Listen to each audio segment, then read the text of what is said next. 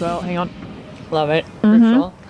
Yep, feeling a bit thirsty. It was a big day for me yesterday too, you know. It's as equally as draining for you as it is for us, I'm telling you. And you were all over the field, all over.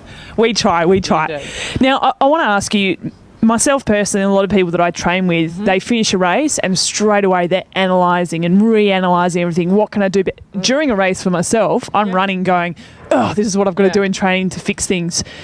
Do you sit down and do that, or do you wait till you go back and see your coach Matt from Purple Patch, or is it just an ongoing process? It's this sport in general. Yeah, I don't analyze like my power tap, Cyclops. I had the memory full. It was a rookie mistake, and so it's like. But even so, I would just see, oh, what were my average watts? Oh, okay.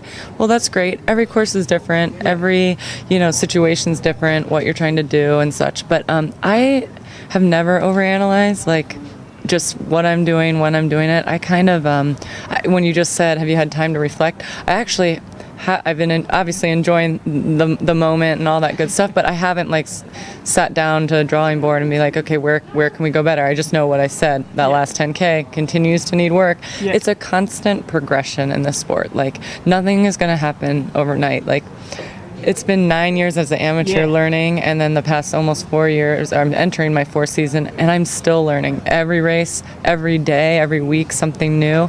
So I keep saying continuous progression. Yeah. And is that one of the most important things you think that needs to be communicated to age groupers as well? Absolutely. It's the first thing we say in our manual is that, nothing is going to happen overnight. Like it's funny, and I admire this about people.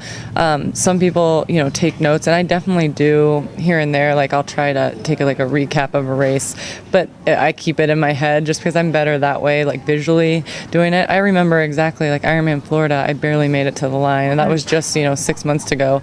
I was hurting so badly, and it's like, what really went wrong there? Oh, your brakes were rubbing? Was that it? You don't know. Like everything is, it could be one of 5 things. You don't even know. So you kind of, it's like I've told you before, this constant puzzle piece, and you're just trying to get the pieces together. And for me, it wasn't a perfect day yesterday. That's the thing. Even when you win, it's not a perfect day. Even when you lose, it's not a perfect day. But yesterday, for me, the good outweighed the bad, and I'm always like so grateful when that happens. So today, how do you feel today? You said that actually tomorrow you're going to feel worse, but how do you feel today knowing that in 3 weeks you've got to do it all over again in Melbourne? Better than I did yesterday at that panel when Gina and I both were like, are we going to be able to do this? No. It's always, even today, you're just like, I'm not even processing that we're doing it in 3 weeks, but as usually it was just yesterday, right? So tomorrow I'll feel like my legs will be heavy and all that stuff, and they do all that fun stuff for you. But then by Friday or Thursday or Friday, you start, deflating the muscles are like, all right, we still like you, it's fine. Then you can kind of go back and fine tune and all that good stuff. So no, by the time I get to the start line at Melbourne, I won't remember how I felt yesterday in pockets, and we'll be ready to do it all over again. It's like being punch drunk. You just forget about it and go out and do it again. Thank God, the memory, the muscle, the head memory doesn't remember that pain until you're in it again, and you're like, oh yeah, this is why I might not have wanted to do that, so soon. But that's okay. Well, I'm going to leave it there so you can go and enjoy your beer with the family and friends, and we'll be catching up with you, no doubt, in Melbourne. I'm excited you're going to be there. You're lucky charm here. That's what we need. Yeah. Yep. So you'll fly me over to the States for the next race too? Yeah, for all the other 14, the rest in the States this year, you're in first class and 5-star hotels. Well, I hear that triathletes make an absolute mint at this game. Yeah, I'm freaking LeBron James. What are you talking about? I'm just kidding. Just kidding, obviously. I wish that we made LeBron James money. Then we would fly you first class anytime you wanted.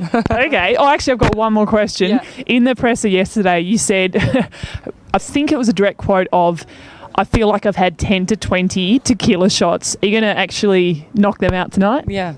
Well, so I'm not a shot girl, but when I did do shots in my day, I felt like after every race, I feel like I have done. But we've got this good New Zealand Guinness here. I'm going to say it's very USA. I should say Monteith's.